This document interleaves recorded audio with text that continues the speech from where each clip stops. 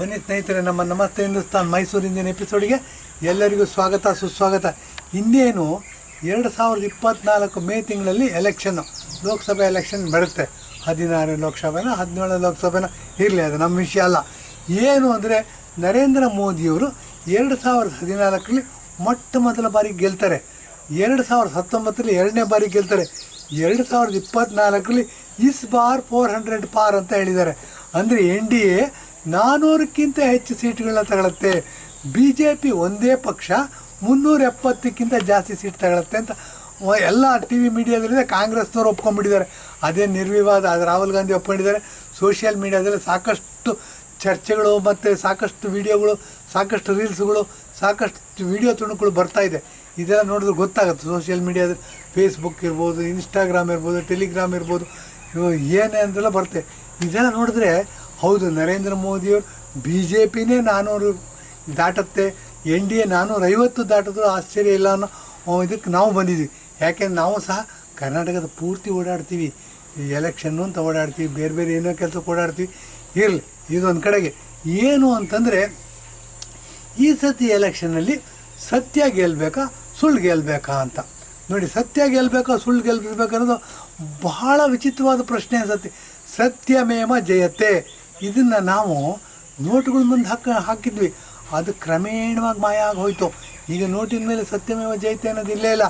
ಮತ್ತು ಪಾರ್ಲಿಮೆಂಟಲ್ಲಿ ಅನೇಕ ಕಡೆ MP ಗಳು ಒಳಗೆ ಹೋಗಬೇಕಿತ್ತು, ಹಾಲೊಳಗೆ ಆ ಬಾಗಿಲ ಮೇಲೆ ಹಾಕಿದ್ದು, ಅದು ಸಹ ಮಾಯ ಆಗಿ ಹೋಗ್ಬಿಟ್ಟಿದೆ. ಏನು ಅಂದರೆ, ಹಿಂದೂ ಧರ್ಮದ ಆಶಯಗಳಿಗೆ ಪೂರಕವಾಗಿ ಇವೆಲ್ಲ ನಿರ್ಮಾಣ ಆಗಿತ್ತು. ನೋಟುಗಳ ಮೇಲೆ ಪ್ರಿಂಟು ಮತ್ತು ಪಾರ್ಲಿಮೆಂಟ್ ಮೇಲೆ ಬಾಗಿಲುಗಳ ಮೇಲೆ ಘೋಷವಾಕ್ಯಗಳು ಇವೆಲ್ಲ ಇತ್ತು. ಇದೆಲ್ಲ ನಾಶ ಆಗ್ತಾ ಬಂತು. ಇವೆಲ್ಲ ನಾಶ ಆಗಿದ್ದೇನು ಅಂತಂದರೆ, ಈ ಕಾಂಗ್ರೆಸ್ಸು ಹಿಂದೂ ವಿರೋಧಿ.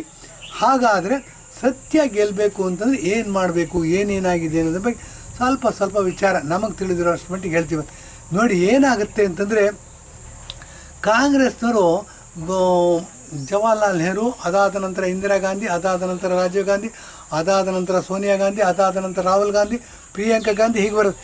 ಇವ್ರಿಗೆ ಬರೀ ಆಳ ಹಕ್ಕು ಮಾತ್ರ ಇವ್ರಿಗೆ ಮಾತ್ರ ಇದೆಯಾ? ಬ್ರಿಟಿಷರಿಂದ ನಮಗೆ ಸ್ವಾತಂತ್ರ್ಯ ಸಿಗ್ತಾ ನಿಜವಾಗ್ಲೂ? ಹಾಗಾದರೆ ಇಟಲಿಯವ್ರ ಕೈಗೆ ಹೋಗಲಿಲ್ವಾ ಸ್ವಾತಂತ್ರ್ಯ? ನಮಗೆ ನಿಜವಾದ ಸ್ವಾತಂತ್ರ್ಯ ಸಿಕ್ಕಿದೆಯಾ ಅನ್ನೋ ಪ್ರಶ್ನೆ ನಮ್ಮ ಮುಂದೆ ಬರುತ್ತೆ. ಇದೆಲ್ಲ ಬಂದಾಗ ಹೌದು, ನಮಗಿನ್ನೂ ಸ್ವಾತಂತ್ರ್ಯ ಸಿಕ್ಕಿಲ್ಲ ಅನ್ನೋ ಇದು ಬರಬೇಕು. ಇಷ್ಟರ ಮಧ್ಯನೂ ಒಂದು ಆಶಾಕಿರಣ ಕಾಣುತ್ತೆ. ಏನು ಅಂತಂದರೆ ನೋಡಿ, ನರೇಂದ್ರ ಮೋದಿಯವರು 2014ರಲ್ಲಿ ಪ್ರಧಾನಮಂತ್ರಿಯಾಗಿ ಎಲೆಕ್ಟ್ ಆಗ್ತಾರೆ. 2014ರಲ್ಲಿ ಪ್ರಧಾನಮಂತ್ರಿಯಾಗಿ ಎಲೆಕ್ಟ್ ಆದರೆ 2019ರಲ್ಲಿ ಆಗ್ತಾರೆ, 24ರಲ್ಲಿ ಆಗ್ತಾರೆ, 29ರಲ್ಲಿ ಆಗ್ತಾರೆ, 34ರವರೆಗೂ ಯಾರೂ ಅಲ್ಲಾಡ್ಸೋಕ್ಕಾಗಲ್ಲ. 34ರಲ್ಲೂ BJP ನರೇಂದ್ರ ಮೋದಿ ನೇತೃತ್ವದಲ್ಲೇ ಗೆಲ್ಲುತ್ತೆ ಅನ್ನೋ ಒಂದು ಸ್ಟ್ರಾಂಗ್ ಆದ ಫೌಂಡೇಶನ್ನು, ಅದಕ್ಕೆ ಸಾಕಷ್ಟು ಆಧಾರಗಳು ಇವೆ. ಇದನ್ನು ಎಲ್ಲ TV ಮೀಡಿಯಾದವರು ಪ್ರಚಾರ ಮಾಡ್ತಾರೆ, ಪ್ರೆಸ್ ಮೀಡಿಯಾದವರು ಪ್ರಚಾರ ಮಾಡ್ತಾರೆ, ಇಂಟರ್ನ್ಯಾಷನಲ್ ಪ್ರೆಸ್ನವ್ರು ಪ್ರಚಾರ ಮಾಡ್ತಾರೆ. ಇಷ್ಟೆಲ್ಲ ಪ್ರಚಾರ ಮಾಡ್ತಿದ್ರು ನಮ್ಮ ಮುಂದೆ ನಾವು ಬೇರೆ ದೇಶ ಪ್ರೇಮಿಗಳಿದ್ದೀವಿ, ನಾವ್ಯಾರು ಕ್ಯೂನಲ್ಲಿ ನಿಂತ್ಕೊಂಡು ಟ್ಯಾಕ್ಸ್ ಕಟ್ತೀವಿ, ನಾವ್ಯಾರು ಫ್ರೀಬಿಗಳನ್ನ ಇಷ್ಟಪಡೋದಿಲ್ಲ, ನಾವ್ಯಾರು ಭ್ರಷ್ಟಾಚಾರವನ್ನು ಖಂಡಿಸ್ತೀವಿ, ನಾವ್ಯಾರು ಪಾಕಿಸ್ತಾನ ಜಿಂದಾಬಾದ್ ಅನ್ನೋರನ್ನ ವಿರೋಧಿಸ್ತೀವಿ. ನಮ್ಮ ಮುಂದೆ ಒಂದು ಪ್ರಶ್ನೆ ಗೆಲ್ಲುತ್ತೆ, ಸತ್ಯ ಗೆಲ್ಲಬೇಕೋ ಸುಳ್ಳು ಗೆಲ್ಲಬೇಕು ಅಂತ. ಸುಳ್ಳನ್ನು ಹೇಳ್ಕೊಂಡೇ ಕಾಂಗ್ರೆಸ್ನವ್ರು ಇದುವರೆಗೂ ಗೆದ್ದರು. ಇವ್ರು ಬನ್ನಿ ಎಷ್ಟು ಸುಳ್ಳುಗಳು ಹೇಳ್ತಿದ್ದಾರೆ, ಏನೇನು ಮಾಡ್ತಾರೆ ಅಂತ 1-2-3 ಹೇಳಬೇಕಾಗತ್ತೆ. 1969ನೇ ಇಸ್ವಿನಲ್ಲಿ ಇಂದಿರಾ ಗಾಂಧಿಯವರು ಬ್ಯಾಂಕನ್ನೆಲ್ಲ ನ್ಯಾಷನಲೈಸ್ ಮಾಡ್ತಾರೆ. ನ್ಯಾಷನಲೈಸ್ ಮಾಡಿದಾಗ ಇಂಡಿಯಾ ದೇಶದಿಂದ ಗರೀಬಿ ಹಠಾವ ಮಾಡಿಬಿಡ್ತೀವಿ ಎಲ್ಲ. 69ನೇ ಇಸ್ವಿಯಿಂದ 2024ಕ್ಕೆ ಬಂದಿದ್ದು 24 ಪ್ಲಸ್ 51 ವರ್ಷ, 41 ವರ್ಷ, 25 ಅನ್ನೋದು 65 ವರ್ಷ ಆಯಿತು ಸ್ವಾಮಿ. ಗರೀಬಿ ಹಠಾವ ಆಗಿದೆಯಾ? ಕಾಂಗ್ರೆಸ್ನವ್ರದ್ದು ಗರೀಬಿ ಹಠಾವ ಆಗಿದೆ, ಇಂದಿರಾ ಗಾಂಧಿಯವ್ರದ್ದು ಗರೀಬಿ ಹಠಾವ ಆಯಿತು, ಅವ್ರ ವಂಶಸ್ಥರದ್ದೆಲ್ಲ ಗರೀಬಿ ಹಠಾವ ಆಯಿತು. ಕಾಂಗ್ರೆಸ್ಸಿನ ಮರಿಪುಡಾರಿಗಳು, ಬಾಲಂಗೋಚಿಗಳು, ಯಾರು ಹೂಸ್ಬಿಟ್ರೆ ಗಮ್ಮನತೆ ಅಂತಾರೆ ಅಂಥವ್ರದ್ದೆಲ್ಲ ಗರೀಬಿ ಹಠಾವ ಆಯಿತು. ಆದರೆ ನಿಜವಾಗೂ ಟ್ಯಾಕ್ಸ್ ಕಟ್ತಕ್ಕಂಥವ್ರ ಗರೀಬಿ ಹಠಾವ ಆಯಿತಾ? ಟ್ಯಾಕ್ಸ್ ಕಟ್ಟೋರ್ದು ಜೀವನ ಸ್ಥರ ಮೇಲಕ್ಕೆ ಏರ್ತಾ ಅಂತ ಬಂದಾಗ ಖಂಡಿತ ಇಲ್ಲ. ಹೀಗೆಲ್ಲ ನೋಡಿದಾಗ ಇನ್ನೇನು ಎಲೆಕ್ಷನ್ ಹೊಸ್ತಿಲಲ್ಲಿ ಇದ್ದೀವಿ ನಾವು. 2024ರಲ್ಲಿ ಲೋಕಸಭೆ ಎಲೆಕ್ಷನ್ ನಡೀತಾ ಇದೆ. ಸತ್ಯ ಗೆಲ್ಲಬೇಕು ಸುಳ್ಳು ಗೆಲ್ಲಬೇಕು ಅಂತ ಹೋದಾಗ ನೋಡಿ, ಇಂದಿರಾ ಗಾಂಧಿಯವರು ಗರೀಬಿ ಹಠಾವ 69ರಲ್ಲಿ ಇದು ಮಾಡಿದ್ರು, ಗರೀಬಿ ಹಠಾವ ಆಗಲಿಲ್ಲ. ಇದಾದ ನಂತರ 75ನೇ ಇಸ್ವಿನಲ್ಲಿ ಇಂದಿರಾ ಗಾಂಧಿ ಭ್ರಷ್ಟ ಮಾರ್ಗಗಳಿಂದ ಎಲೆಕ್ಷನ್ ಗೆದ್ದಿದ್ದಾರೆ. ಪ್ರಧಾನಮಂತ್ರಿಯಾಗಿರ್ತಾರೆ, ಆಕೆ ಭ್ರಷ್ಟ ಮಾರ್ಗಗಳಿಂದ ಎಲೆಕ್ಷನ್ ಗೆದ್ದಿದ್ದಾರೆ. ಅವರ ಆಯ್ಕೆನ ಅನೂರ್ಜಿತಗೊಳಿಸುತ್ತೆ ಅಲಹಾಬಾದ್ ಹೈಕೋರ್ಟು. ಅನೂರ್ಜಿತಗೊಳಿಸಿದಾಗ ಆಕೆ ಪಾರ್ಲಿಮೆಂಟ್ ಮೆಂಬರ್ಶಿಪ್ನೂ ಕಳ್ಕೋಬೇಕಾಗತ್ತೆ, ಪ್ರಧಾನಮಂತ್ರಿ ಸ್ಥಾನದಿಂದ ಕೆಳಗಿಳಿಬೇಕಾಗತ್ತೆ. ಇದು ನಮ್ಮ ದೇಶದಲ್ಲಿ ಸಂವಿಧಾನಕ್ಕೆ ಮರ್ಯಾದೆ ಕೊಡಬೇಕಾದಂಥವ್ರು, ಕೋರ್ಟ್ಗಳಿಗೆ ಮರ್ಯಾದೆ ಕೊಡಬೇಕಾದಂಥದ್ದು. ಕಾಂಗ್ರೆಸ್ಸಿಗೆ ಸಂಸ್ಕೃತಿನೇ ಇಲ್ಲದಿ, ಕಾನೂನು ಅಂದರೆ ಕಾಲಿಗಿಂತ ಕಸ, ಸಂವಿಧಾನ ಅಂತಂದರೆ ಅದೊಂದು ಆಟದ ಸಾಮಾನು. ಹೀಗೆ 120ಕ್ಕಿಂತ ಹೆಚ್ಚು ಬಾರಿ ಸಂವಿಧಾನವನ್ನು ಬದಲಾವಣೆ ಮಾಡಿದ್ದಾರೆ. ಇಂಥವರು ಇಂಥ ಪಾಠ ಕಲಿಬೇಕಾ, ಏನಾದರೂ ಪಾಠ ಕಲಿಬೇಕಾಗಿರೋದು ಇದೆಯಾ ಅಂತಂದರೆ ಖಂಡಿತ ಇಲ್ಲ. ಇವರೆಲ್ಲ ದೇಶದ್ರೋಹಿಗಳು. ಇವ್ರನ್ನೆಲ್ಲ ದೇಶ ವಿರೋಧಿ ಚಟುವಟಿಕೆಗಳಿಗೋಸ್ಕರ ಜೈಲಿಗೆ ಹಾಕಬೇಕಾದಂಥ ಪ್ರಸಂಗ ಬಂದರೂ ಬರಬಹುದು ಅಂದ್ಬಿಟ್ಟು ಇದನ್ನು ವಿಚಾರ ಮುಂದುವರಿಸ್ತೀವಿ.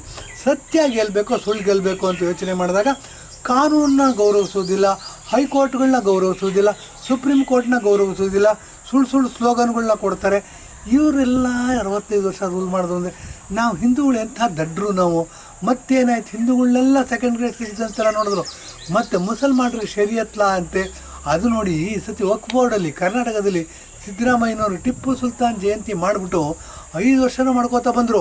ಇನ್ನೇನು ಕರ್ನಾಟಕ ಅಸೆಂಬ್ಲಿ ಎಲೆಕ್ಷನ್ ಬಂದಾಗ ನನ್ನ ಹೆಸರಲ್ಲೂ ರಾಮ ಇದ್ದಾನೆ ಅಂತ ಡ್ಯಾನ್ಸ್ ಮಾಡಿಬಿಟ್ರು. ಎಲ್ಲಿಗೆ ಬಂದು ನಿಂತಿದೆ ನಮ್ಮ ರಾಜಕೀಯ ವ್ಯವಸ್ಥೆ? ಇದನ್ನು ನಂಬ್ತೀವಿ ನಾವು. ಏನು ಅಂದರೆ ಅಮಾಯಕರು, ಅನಕ್ಷರಸ್ಥರು. ಇದನ್ನೆಲ್ಲ ಮೀರಿ ಬೆಳಿಬೇಕಾಗಿ ಸತ್ಯ ಗೆಲ್ಲಬೇಕು ಅಂತಂದರೆ ಬನ್ನಿ, ನಾವು ದೇಶಭಕ್ತರು ಯಾರಿದ್ದೀವಿ, ನಾವು ವೋಟ್ ಬ್ಯಾಂಕ್ ಆಗಬೇಕಾಗಿದೆ. ಮತ್ತು ಎಲ್ಲಿ ತಪ್ಪು ನಡೆಯುತ್ತೆ, ಎಲ್ಲಿ ಭ್ರಷ್ಟಾಚಾರ ನಡೆಯುತ್ತೆ, ಎಲ್ಲಿ ದೇಶ ವಿರೋಧ ಚಟುವಟಿಕೆಗಳು ಖಂಡಿತವಾಗಿ ವಿರೋಧಿಸಬೇಕಾಗತ್ತೆ. ನಮ್ಮ ಕೈನಲ್ಲಿ ಏನೇನು ಸಾಧನಗಳಿವೆ, ನಮಗೆ ಏನೇನು ದಾರಿ ತೋಚತ್ತೆ ಅದೆಲ್ಲದರ ಮುಖಾಂತರ ವಿರೋಧಿಸಬೇಕಾಗತ್ತೆ. ಆ ದೃಷ್ಟಿಯಿಂದ ಸತ್ಯನ ಗೆಲ್ಲಿಸಬೇಕಾಗಿರ್ತಕ್ಕಂಥ ದೊಡ್ಡ ಜವಾಬ್ದಾರಿ ನಮ್ಮ ಮೇಲಿದೆ. ನಮ್ಮ ಅದೃಷ್ಟನೋ ನಮ್ಮ ಪುಣ್ಯನೋ ಏನೋ ಗೊತ್ತಿಲ್ಲ, ನರೇಂದ್ರ ಮೋದಿ ಅಂತ ಅತ್ಯುತ್ತಮ ದೇಶಭಕ್ತ ಪ್ರಧಾನಮಂತ್ರಿಯಾಗಿ ಬಂದಿದ್ದಾರೆ. 2034ರಲ್ಲೂ ಅವರೇ ಗೆಲ್ತಾರಂತೆ. ಇರಲಿ, ಸಂತೋಷದ ವಿಷಯ.